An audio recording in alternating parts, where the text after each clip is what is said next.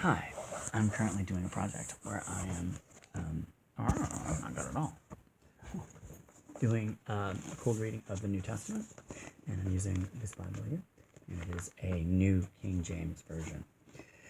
And so we are in Luke, at Luke chapter 20. So let's just go ahead.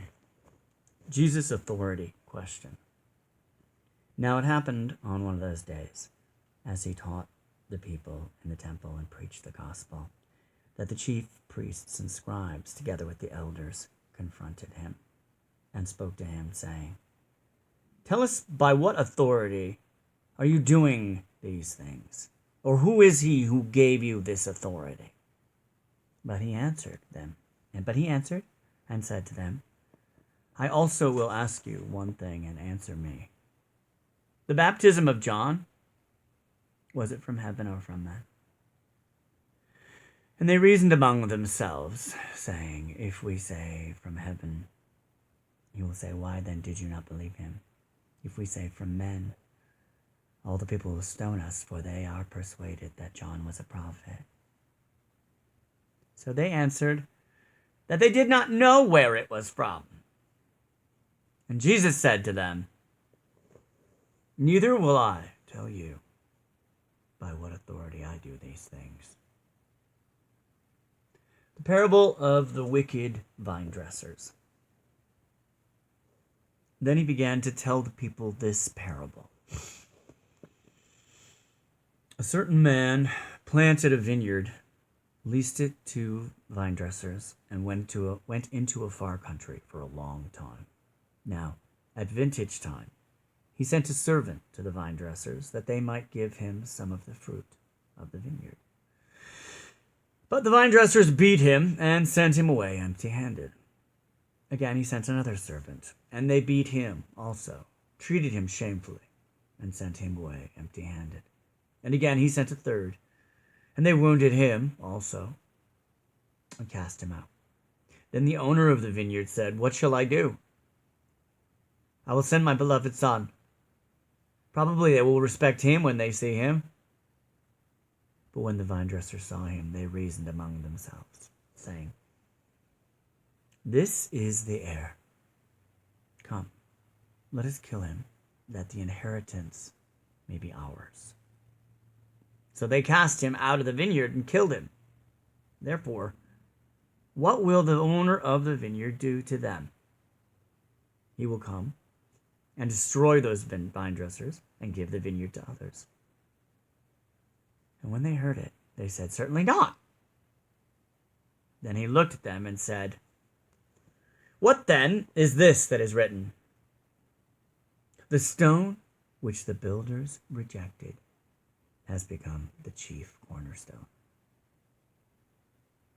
Whoever falls on that stone will be broken, but on whomever it falls, it will grind him to powder."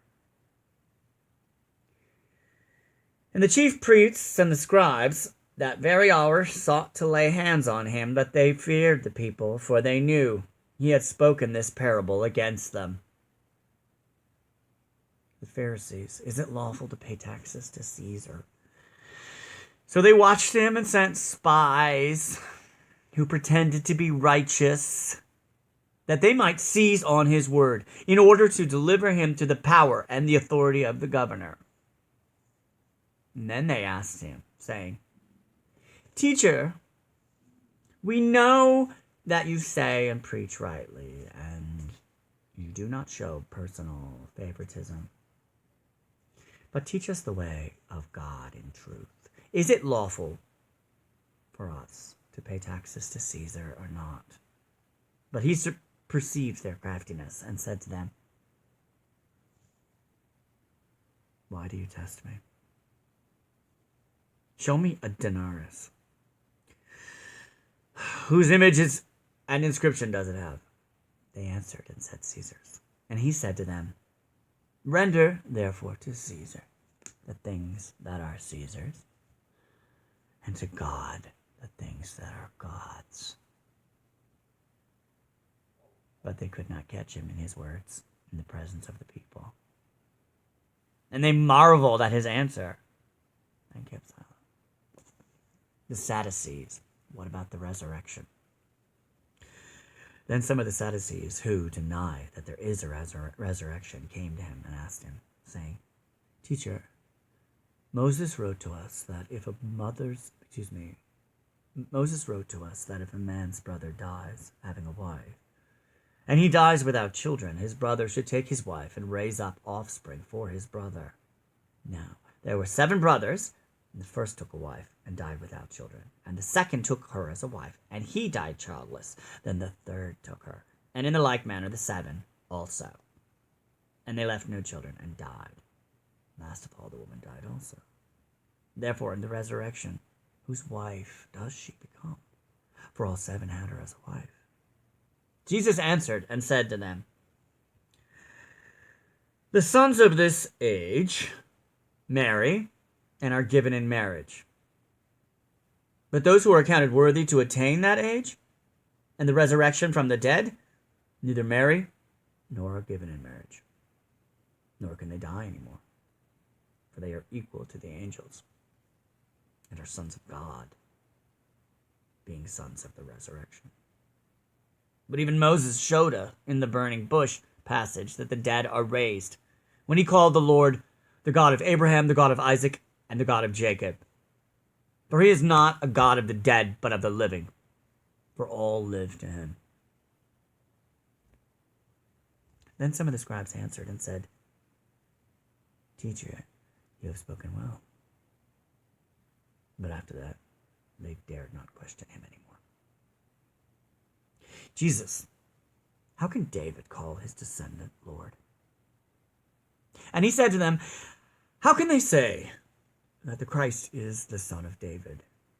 Now David himself said in the book of Psalms, The Lord said to my Lord, Sit at my right till I make your enemies your footstool.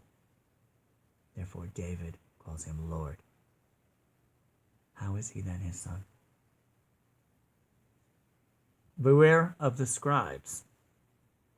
Then, in hearing of all the people, he said to his disciples, Beware of the scribes, who desire to go around in long robes, love greetings in the marketplaces, the best seats in the synagogues, and the best places at feasts, who devour widows' houses, and for a pretense make long prayers. These will receive greater condemnation.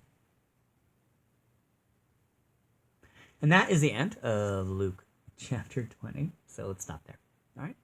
Thank you very much for joining me.